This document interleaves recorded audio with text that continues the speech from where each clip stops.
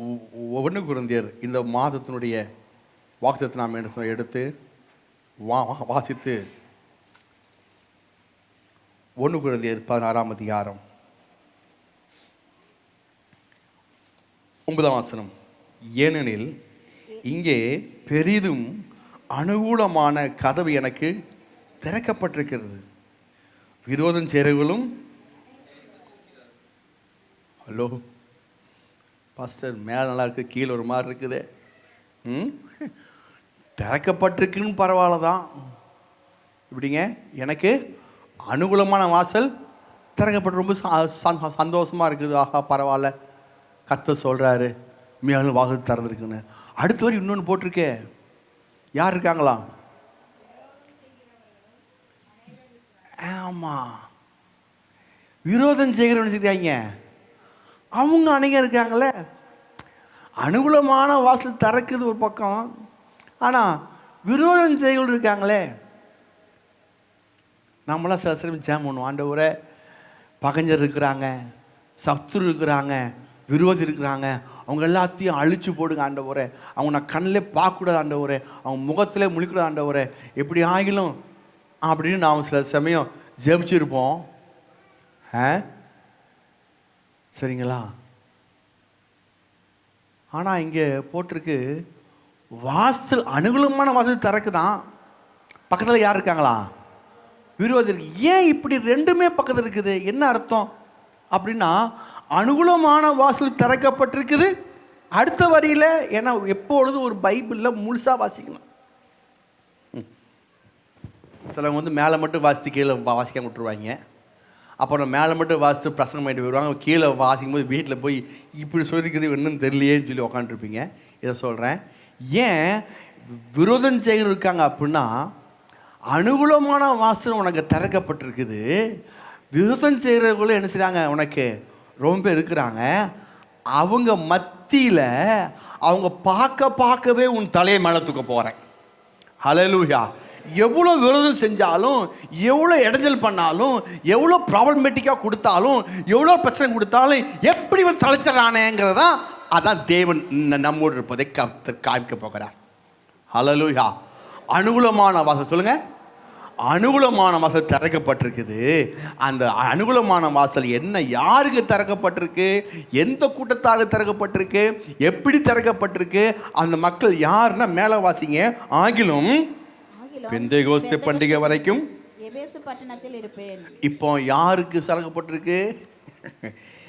அவர் பவுல் சொல்கிறாரு, அப்போஸ்தலனாகிய பவுல் சொல்கிறாரு, நான் எங்கே இருக்கிறேன்னா எபேசு பட்டணத்தில் இருக்கிறேன். இங்கே அனுகூலமான வாசல் இங்கே எனக்கு திறக்கப்பட்டிருக்கு. இந்த எபேசு பட்டணத்தார் யாருன்னு பார்த்துட்டு நாம் என்ன செய்ய போகிறோம், கொஞ்சம் சீக்கிரத்தில் முடிக்க போகிறோம். ஹல்லேலூயா. இருக்குன்னா எபேசியர் புஸ்தகம் 1ஆம் அதிகாரம் 1ஆம் வசனம். எபேசியர் புஸ்தகம் 1ஆம் அதிகாரம் 1ஆம் வசனம். தேவனுடைய சித்தத்தினாலே இயேசு கிறிஸ்துவுடைய அப்போஸ்தலனாகிய பவுல் எபேசுவிலே கிறிஸ்து இயேசுவுக்குள் விசுவாசிகளாய் இருக்கிற பரிசுத்தவான்களுக்கு எழுதுகிறதாவது. எபேசுவிலே யாருக்கு? கிறிஸ்து இயேசுவுக்குள் பசுவாங்களாக இருக்கிற. யாரை பசு சொல்றாரு? விசுவாசிகளாக இருக்கிற பசுவாங்களுக்கு. சொல்லுங்க. ஆமாம், பசுவான்கள்லாம் இன்னைக்கு கேட்டகரி பிரிச்சுறாங்க பாருங்க. அவங்க தான் பசுவான்கள், இவங்க தான் பசுவாங்க. அப்படி இல்லை, விசுவாசிகளாக இருக்கிற பசுவாங்க. சொல்லுங்க. ஒரு விசுவாசி போய் பசுவான்னு சொல்ல முடியுமா? இங்கே பவுல் சொல்றார், ஒரு விசுவாசி போய் சொல்ல அவரை பசுவான். விசுவாசிகளாக இருக்கிற பசுவான்களுக்கு எழுதுகிறதாவது, அந்த விசுவாசிகள் எல்லாமே பணக்காரங்க. எபேசு பட்டணம் இருக்கிறவங்க எல்லாமே எப்படிங்க? ஆமாம், எல்லாமே பணக்காரங்க. பவுலும் பேதுரும் போகும்போது பார்த்தீங்கன்னா, சாரி அப்போஸ்தலன் புஸ்தகம் நினைக்கிறேன், அப்போஸ்தலன் புஸ்தகம் 3ஆம் அதிகாரத்தில் பேதுரும் யோவானும் ஒரு தேவனுடைய ஆலயத்துக்கு போகிறாங்க. அங்கே போனீங்கன்னா அந்த பிச்சைக்காரனை கூட்டு வந்து எந்த வாசலில் உக்க வைக்கிறாங்களாம்? அலங்கார வாசல் எண்ணப்பட்ட தேவாலய வாசல்லே என்ன செய்கிறாங்க, அங்கே வைப்பாங்களாம். அவனை கூட்டிருந்து வைக்கிறது இடமே அலங்கார வாசல். அலங்கார வாசல்னா என்ன அர்த்தம் அப்படின்னா, அந்த வாசல் வழியாக தான் எல்லாரும் செய்வாங்க, பெரிய பெரிய பணக்காரங்க எல்லாம் சபைக்கு போயிட்டுருப்பாங்க உள்ளுக்குள்ளே, தேவாலயத்துக்குள்ளே. ஆமாம், எல்லா வாசலையும் வருவாங்க, இதுலேயும் போவாங்க. இப்போ இது பிச்சை கேட்குறான் பாருங்கள், இவன் எப்படிப்பட்ட பிச்சை கேட்குறான் பாருங்கள். எதை நாமெல்லாம் இப்போ பிச்சை கேட்ட எப்படி கேட்போம்? ஏதோ பார்த்து பண்ணுங்கன்னு. இவன் கேட்ட பிச்சை பாருங்கள், வெள்ளியும் பொண்ணும். எப்படி கேட்டிருக்கான்? வெள்ளி இருந்தால் போடு, பொண்ணு இருந்தால் போடு. பிச்சைக்காரங்கிட்ட போய் அந்த காலத்தில் யூதர்கள் பிச்சை போகிறதுனா, இந்தாப்பா 2 பவுன் செயின் வச்சுக்கோ, இந்த ஒரு 2 பவுன் மோதிரம் வச்சுக்கோ, இந்த வளையல் 1.5 வச்சுக்கோன்னு சொல்லி அப்படி தான் பிச்சை போடுவாங்களாம். அதனால தான் பேர் சொல்கிறாரு, வெள்ளி என்ன இடத்துல இல்லை, பொண்ணு என்ன இடத்துல. அப்போனா என்ன கேட்டிருக்கான்? பிச்சைய வெள்ளியும் பொண்ணு கேட்டனால தான் பேர் சொல்லியிருக்காரு. பேதுரு, அப்பொழுது பேதுரு 6 வசனத்தில், வெள்ளியும் பொண்ணு என்ன இடத்தில். ஆமாம், என்ன நீ பேதுரு அந்த வாசல் தான் போகிறாரு. ஆக்சுவலாக அந்த வாசலில் பேதுரு போகக்கூடாது, ஆனால் அந்த வாசல் போய், ஏன்னா வெள்ளியும் பொண்ணு இல்லை, வெள்ளியும் பொண்ணை விட மிகப்பெரியவர் என் கூட இருக்கிறார். ஹல்லேலூயா. அப்போ அவன் உட்கார வைக்கும் போதே அந்த இடத்துல தான் அப்போ அவங்கெல்லாம் பார்த்தீங்கன்னா பெரிய பெரிய லார்டு. ஆமாம், ஏக்கர் கணக்கு, 5000 6000 ஏக்கர் வச்சு தான் சபைக்கு வருவாங்க பாருங்கள். அவங்களுக்குள்ள எபேசு பட்டணத்தில் இதே போல தான். இந்த எபேசு பட்டணத்தார்கிட்ட இங்கே பவுல் பிரசங்கம் பண்ணுறாரு, அவங்களுக்கு நிருபத்தை எழுதுகிறாரு. விசுவாசிகளாகிய பஸ்துவான்களுக்கு நம்முடைய பிதாவாகிய தேவனாலும் கர்த்தராகிய இயேசு கிறிஸ்துவினாலும் உங்களுக்கு கிருபையும் சமாதானமும் உண்டாவதாக. அந்த மக்களை பார்த்து இவர் பஸ்துவாங்க என்ன, அவங்களுக்குள்ள என்ன இல்லை, அவங்களுக்குள்ள தேவ அன்பு இல்லை. சொல்லுங்கள், தேவ அன்பு இல்லை. தேவ அங்கே அன்பு பற்றி ரொம்ப ரொம்ப ரொம்ப பேசுவார் பாருங்க. அப்போது அவங்களுக்குள்ள தேவ அன்பு இல்லை. அந்த அன்பு இல்லாதனால தான் இவர் அந்த அன்பு பற்றி, அறிவு கட்டாத அன்பை, தேவனுடைய அன்பு பற்றி சொல்லிட்டுருப்பார். பணமெல்லாம் இருக்குது, நகை நட்டெலாம் இருக்குது, ஆனால் என்னெல்லாம் போயிடுச்சு? தேவ அன்புலாம் போயிடுச்சு. ஆமாம், சரிங்களா? அப்போது இதை பவுல் சொல்றார், இந்த மக்களை பார்த்து, தேவ அன்பு இல்லாத மக்களை பார்த்து, விசுவாசிகளாகிய பஸ்துவான்களுக்கு அனுகூலமான வாசல் இங்கே எனக்கு திறக்கப்பட்டிருக்குது. அப்போ விசுவாசிகளாகிய பஸ்துவான்களுக்கு ஏன் அப்படி சொல்கிறாருன்னா, அவங்களுக்கு எது இல்லையோ அதை பேசக்கூடாது, எது அவங்களை எப்படி ஆக்க வேண்டுமோ அப்படி ஆக்கும்படி பேசுகிறார். ஆமென். புரிதுங்களா? பவுலுடைய பிரசங்கெல்லாம் பாருங்கள், எங்கேயாச்சும் பவுல் எடுத்தோன்னே ஸ்டார்டிங் பண்ணும்போது பாவிகளே, அயோக்கிய பயல்களெல்லாம் எங்கேயுமே செய்யல. அவர் நிருபத்தில் எழுதுனதே இல்லை. எப்போ பார்த்தாலும் கிருபை உண்டாவதாக, கிருபை உண்டாவதாக, கிருபை பெருகுவதாக, பசுவாங்களுக்கு எழுதாவது, இப்படி தான் எழுதுறாரு. ஏன்னா அவர் அவங்களுக்கு என்ன வேணுமோ அதை சொல்லி தருகிறார். Praise the Lord. அந்த மக்களுக்கு சொல்கிறாரு பாருங்க, 3ஆம் வசனம், நம்முடைய கர்த்தராகிய இயேசு கிறிஸ்துவின் பிதாவாகிய தேவனுக்கு ஸ்தோத்திரம், அவர் கிறிஸ்துவுக்கு உன்னதங்களில் ஆவிக்குரிய சகல ஆசீர்வாதம் நம்மை உங்களை ஆசீர்வதிக்கிறார். உங்களுக்கு எல்லா ஆசீர்வாதமும், இதை விட ஆசீர்வாதம் உன்னதங்களில் எல்லாமே இருக்குது. அதனால ஏன் வச்சார்னா, பிரியமானவருக்குள் தாம் நமக்கு தந்தின தம்முடைய கிருபையின் மகிமையின் புகழ்ச்சியாக. இப்போ நாம் அவருக்கு எப்படி இருக்கோமா? பிரியமானவருக்குள்ள இருக்கோமா? எத்தனாம் வசனம்? 5ஆம் வசனம். பிரியமான, எப்படி நாம் கர்த்தருக்கு நாம் எப்படி இருக்கிறோம்? பிரியமான. சொல்லுங்கள், பிரியமானவர்கள், பிரியமானவனே. அப்போது தேவனை எப்படி பிரியப்படுத்துன்னு சொல்லி நீங்கள் என்ன செய்ய வேணாம், ட்ரை பண்ண வேணாம். அவர் முன்னாடி உங்கள் மேலே பிரியமாக இருக்கிறார். இன்றைக்கி ஒரு நியூஸ் சொல்கிறேன், உங்கள் மேலே அவர் முன்னாடி எப்படி இருக்கிறாரு? ஆமாம், நீங்கள் எப்படி தேவனை பிரியப்படுத்துவது எப்படி? 5 பாயிண்ட் பிரசங்கம் பண்ண தேவையில்லை. முன்னாடி பிரியமாக இருக்கிறார். கர்த்தரை எப்படி பிரியப்படுத்துவது, கர்த்தரை எப்படி செய்வது, அப்படி செய்வது, இப்பெல்லாம் நீங்கள் என்ன செய்வேனா நினைக்கவே தேவையில்லை. முன்கூட்டியே தேவன் உங்கள் மேல் பிரியமாக இருக்கிறார். சொல்லுங்கள், முன்கூட்டியே தேவன் என்மேல் பிரியமாக இருக்கிறார். ஹல்லேலூயா. அப்படி தான் பைபிளில் போட்டிருக்கு. எதுவுமே செய்யலை. பிதா எப்படி குமாரனை பிரியமாக இருந்தார்? மத்தேயு புஸ்தகம் 3ஆம் அதிகாரம். சமயமாகுது.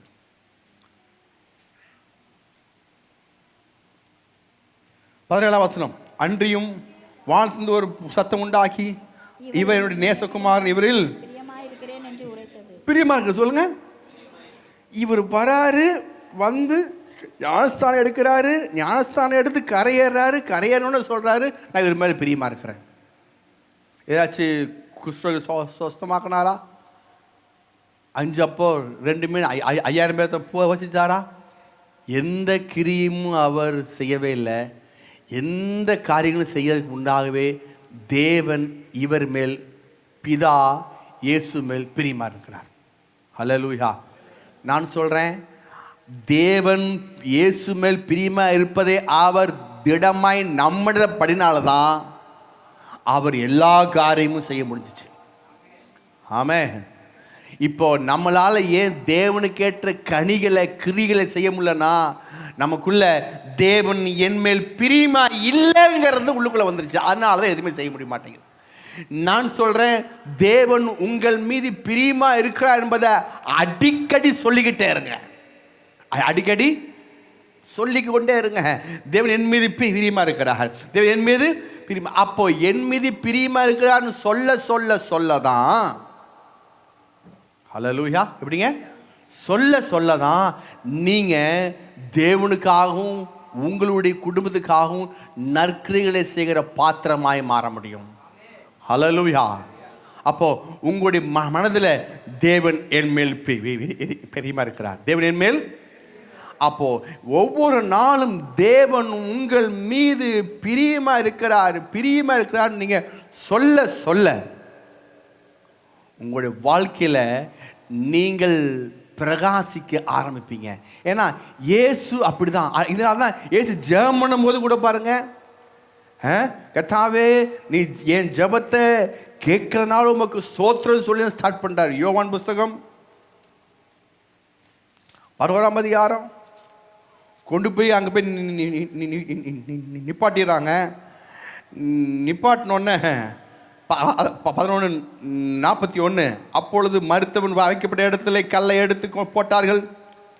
இயேசு தம்முடைய பிதாவே நீர் எனக்கு செவி கொடுத்தபடியினால் உம்மை ஸ்தோத்திரிக்கிறேன். அவர் சொல்றாரு பாருங்க, பிதாவே எனக்கு செவி கொடுத்தபடினால்மை.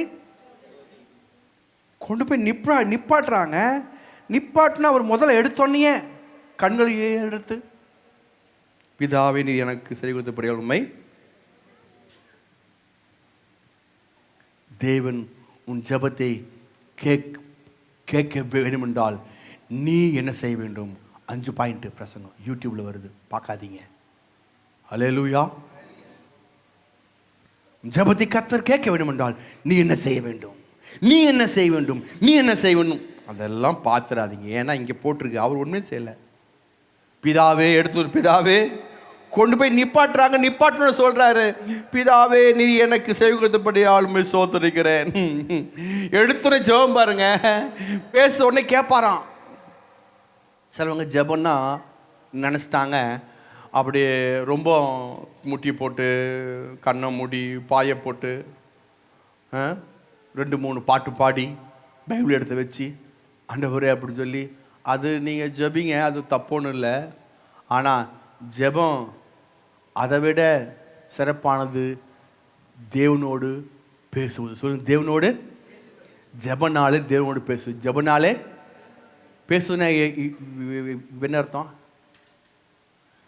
பேசுவது ஜெபிப்பதற்கு என்ன வித்தியாசம் இருக்குது? பேசுவதற்கும் ஜெபிப்பதற்கு என்ன வித்தியாசம் இருக்குது? இப்போ நீங்கள் எங்கிட்ட பேசுறதுக்கும் நீங்கள் ஜெபிக்க வித்தியாசம் இருக்குது தெரியுமா? நீங்கள் பேசுனீங்கன்னா இப்படி பசங்களா இருக்கீங்களா, வீட்டிலலாம் இருக்காங்களா, வீட்டில் இருக்கீங்களா, இதுதான் பேசுவது. சரிங்களா? ஜெயிப்பதுன்னா, எனக்காக ஜெயிப்பதுன்னா, ஆண்டவரே இந்த பாஸ்டர் கொடுத்துக்காய் சோத்திரம் அப்படின்னு சொல்லி நீங்கள் செய்வீங்க. நீங்கள் அதுக்கு ஜெபம் பண்ணும் போது இதெல்லாம் என்ன செய்வீங்க? ரொம்ப சின்சியர். அப்படி ஆண்டவர் என்ன செய்ய இஷ்டப்படவே இல்லை. நீங்கள் தேவனோடு பேசும்படி ஆசைப்படுகிறார். அப்படின்னா என்ன அர்த்தம்? உருக்கமாக சொல்லிடுறேன், அப்பா நல்லா இருக்கீங்க ஆண்டவரே, நான் நீங்கள் போயிட்டுருக்கிறேன், எல்லாம் ஆகிட்டு இருக்குது, நீங்கள் பார்த்து சீக்கிரம் பண்ணி கொடுங்க, நான் இதை இருக்குது, இதெல்லாம் முடிச்சு கொடுங்க, இது பண்ண போகிறேன். இதுதான் தேவனோடு பேசுவது. சொல்லுங்க, இதான் தேவனோட. அப்படியே நீங்கள் பாட்டு பேசிட்டே இருக்கலாம், நீங்கள் பாட்டு என்ன செய்யலாம், பேசிட்டே இருக்கலாம். சொல்லுவாங்க, என்ன புழு புழு புழு வாய்மை பேசிட்டு இருக்குது. அதான் தேவனோடு பேசுவது. தேவனோடு மோசே தேவனோடு பேசினான். மோசே தேவனோடு பேசுவது. அப்போ இங்க தேவனோடு இவர் பேசுறார், பிதாவோடு பேசுறார். நீர் எனக்கு செய்வது விளமை சோத்திர, நீர் எப்பொழுது, கீழே வாசிங்க 42 வசனம் தான் மிக முக்கியம். நீர் எப்பொழுது எனக்கு செய்வது என்று நான், அதாவது இப்ப மட்டும் இல்ல, எப்பனாலும் நான் ஜெபிக்கிறது கேட்க போறீங்க. யோசித்து பாருங்க, நீங்க ஜெபிக்கிறது எப்பவும் கர்த்தர் கேட்கிறார் அப்படின்னா நீங்க ஜெபிக்காம இருப்பீங்களா? ஆமென், ஹல்லேலூயா. அந்த எண்ணத்தில் தான் நீங்கள் ஜெபிக்கணும். நீங்கள் ஜெபிக்கும் பொழுது, முதல்ல கண்ணை மூடி ஜெபிக்கும் பொழுது, உங்களுடைய வாழ்க்கையில் நீங்கள் நினைக்கிற காரியம், நான் ஜெபிச்சா கேட்கப்படுமா, நான் பெரிய மோசமான ஆள், நான் ஜெபிச்சா, இதுக்கு ஜெபிக்கிறதுக்குன்னு ஒரு ஆள் பிடிப்பா, ஜெபிக்கணும் ஒரு ஆளை பிடி. ஆமாம், நோ நோ நோ நோ. கர்த்தருக்கு மீடியேட்டரை பிடிக்காது, கர்த்தருக்கு மீடியேட்டரே பிடிக்காது. ஆமாம், ஹல்லேலூயா. உடனே அவர் நீங்கள் ஜெபிக்கிறத அதிகமாக வாஞ்சிக்கிறார். ஆமாம், நீங்கள் ஜெபிக்கிறத விட நீங்கள் பேசுவது அதிகமாக, ஏன்னா அவர் நீங்கள் ஜெபிக்கிறதுக்கு முன்னாடி உங்கள் மேல் பிரியமாக இருக்கிறார். ஹல்லேலூயா. உங்கள் மேலே பிரியமாக இருக்கிறாரு, உங்களுக்கு செவி கொடுக்கிறாரு. அதனால சொல்கிறாரு, பவுல் சொல்றாரு, நீங்க பிரியமானவருக்குள் இருக்கிறதுனால உங்களுக்கு அனுகூலமான வாசல் திறக்கப்பட்டிருக்குது. ஆமென். யாருக்கு அனுகூலமான வாசல் திறக்கப்பட்டிருக்குது? நான் தேவனுக்குள்ள பிரியமா இருக்கிறேன் என்பதை நீங்க அறிந்து கொள்ளணும். உங்களுக்கு தெரியாட்டினா, சொல்லாட்டினா தெரியாது.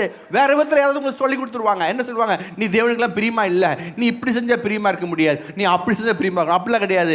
நீங்கள் பிறக்கும் போதே அவர் மேலே, உங்கள் மேலே வச்சுட்டாரு, பிரியமாயிட்டாரும் போட்டிருக்கு. எடுத்து வாசிங்க, எபேசியர்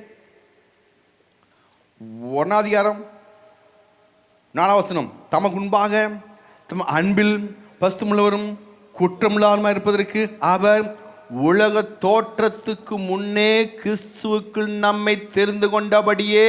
அப்ப என்ன அர்த்தம்? உலகம் தோன்றதுக்கு முன்னாடியே உங்களை அவர் கிறிஸ்துவுக்குள் தெரிந்து கொண்டாருங்க. ஹல்லேலூயா. ஆமென். நீங்க அப்பா அம்மா வயதுல பிறக்க முன்பதாகவே, சரிங்களா, இந்த அப்பாவுக்கு தான் நீங்கள் பிறப்பீங்க, இந்த அம்மாவுக்கு தான் பிறப்பீங்கன்னு முன்கூட்டியே உலகம் தோற்றத்துக்கு முன்னாடி பிளான் பண்ணி வச்சுட்டாரு அவர்.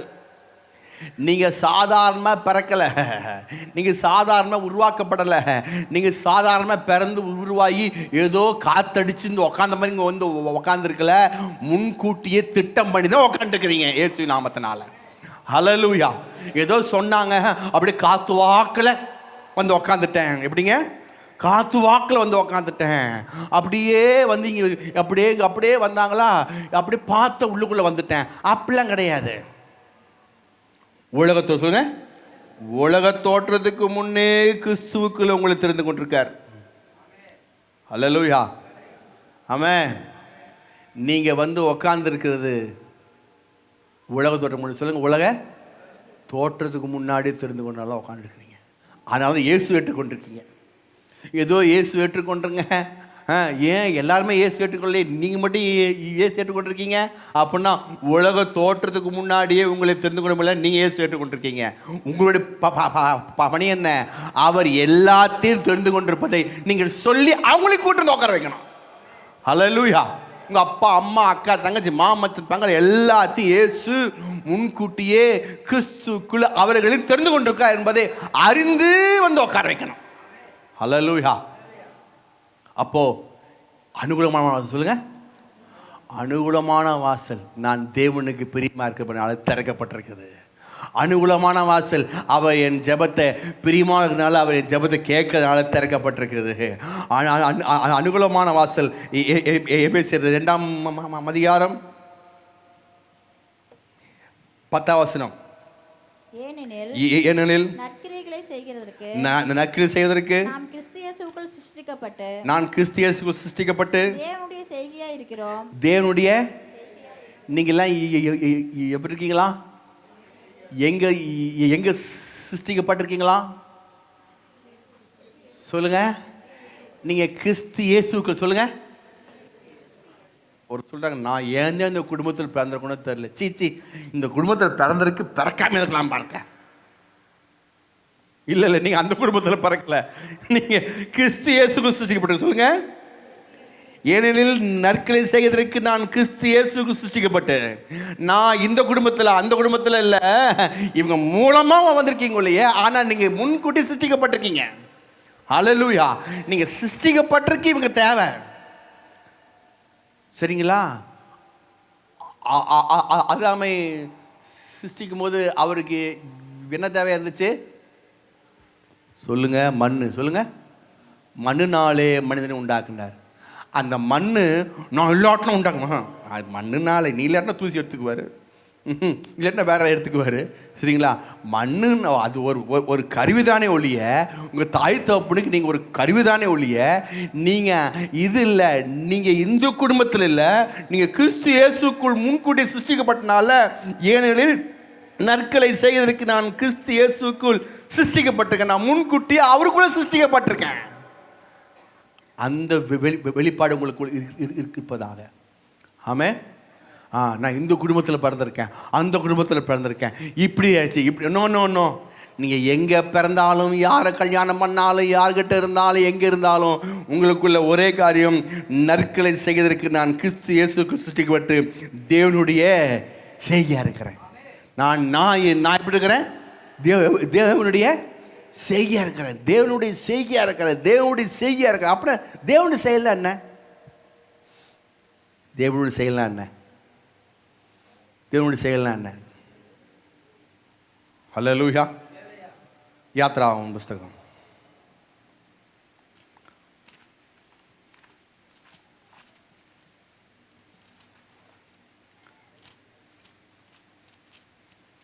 14 அதிகாரம்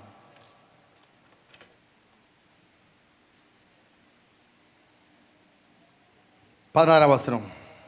நீ உன் கோலை ஓங்கி உன் கையை சமுத்திரத்தின் மேல் நீட்டி சமுத்திரத்தை பிளந்து விடு. இப்போ சமுத்திரத்தை பிளந்தவருக்கு யார் தேவைப்படுறா? யார் தேவைப்படுறா? மோசே. தேவைப்படுறதா? மோசோடைய கை தேவைப்படுதா? சொல்லுங்க. மோசோடைய கை தேவைப்படுது.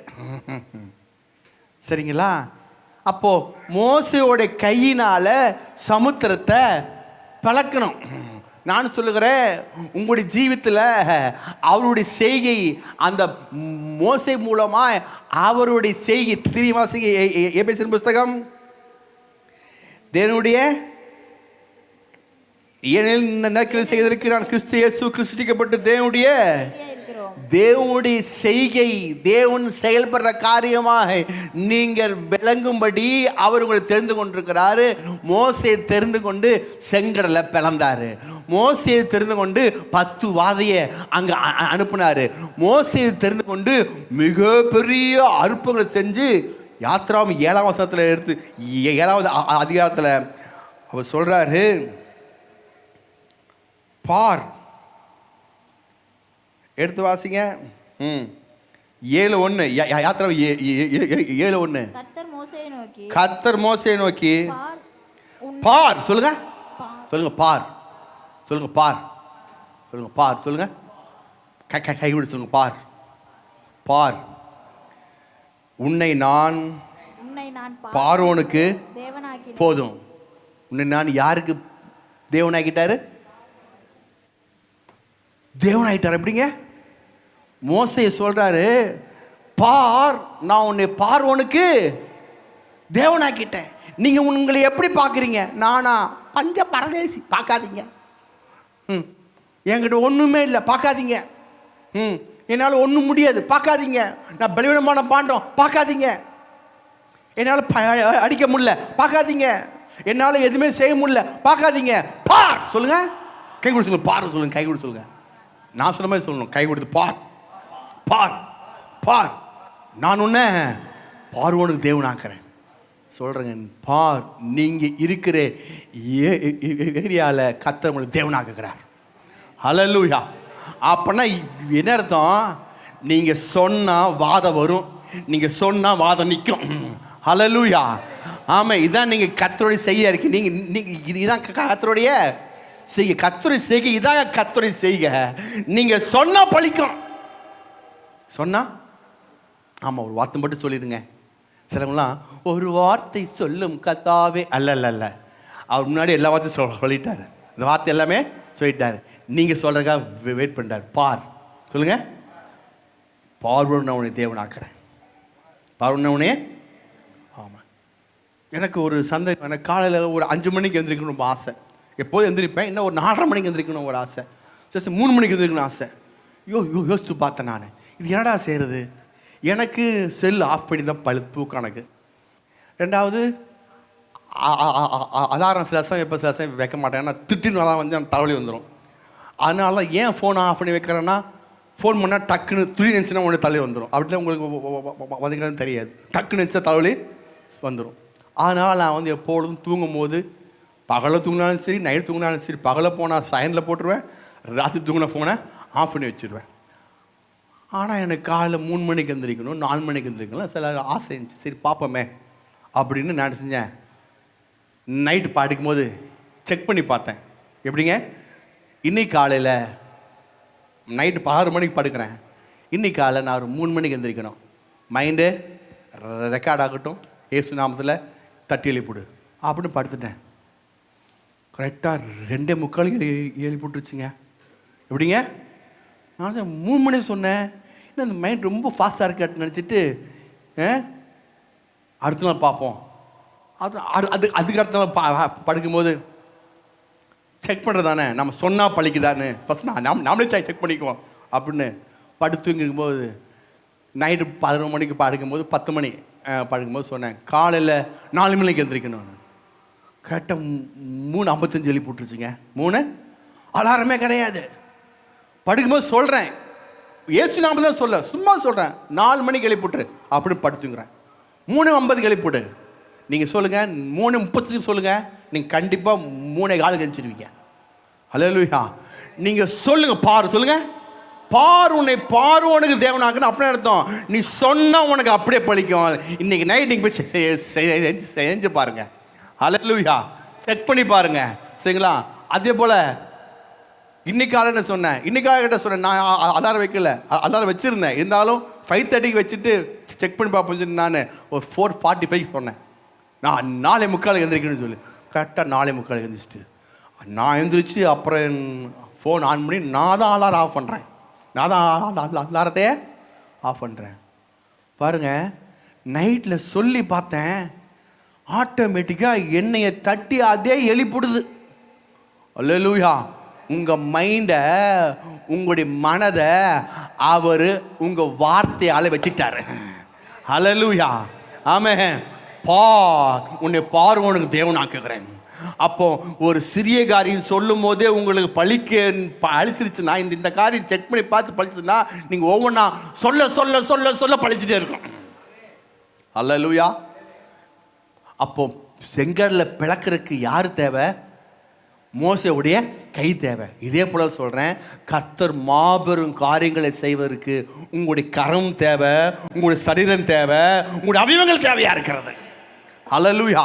அப்போ தேவன் அனுகூலமான வாசல் திறக்கிறது மட்டுமல்ல, அவருடைய நற்கிரிகளை செய்ய முடியாது. சொல்லுங்கள், நற்கிரி செய்ய முடியாக உங்களுடைய அவயவங்களை எடுத்து அவர் யூஸ் பண்ண போகிறார்.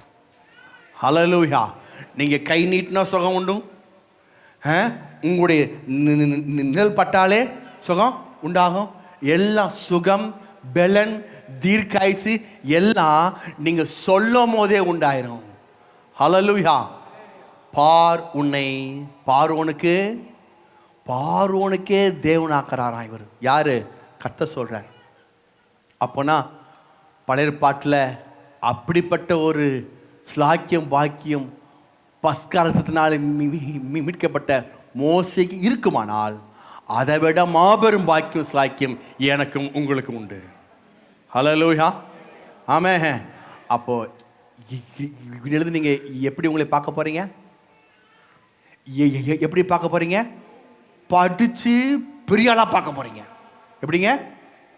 படிச்சு நான் செய்ய போறேன், பெரிய ஆளா பார்க்க போறேன். ஆமா, படிச்சு பெரிய ஆளா. எல்லாமே சொல்லுவோம், நான் படிச்சு பெரிய ஆள் ஆயிடுவேன், நான் வேலை வந்து பெரிய ஆள் ஆயிடுவேன், நான் கர்த்தர் என்னை வேற லெவலில் கொண்டு போயிட்டே இருக்கிறாரு, என் லெவல் மாறிக்கிட்டே இருக்குது, நான் வேற லெவலுக்கு போயிட்டே இருப்பேன்னு பார். உங்களை அப்படிப்பட்ட பார்வையில் பார்த்து கொண்டு சொல்லிக்கொண்டே இருங்க, ஆட்டோமேட்டிக்காக ஆயிருவீங்க.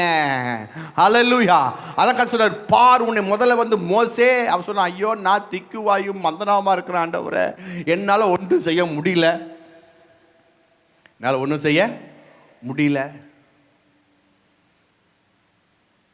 கர்த்தர் சொல்றார், no no no no no, நீ அப்படி பார்க்காத, வேற விதத்தில் பாரு.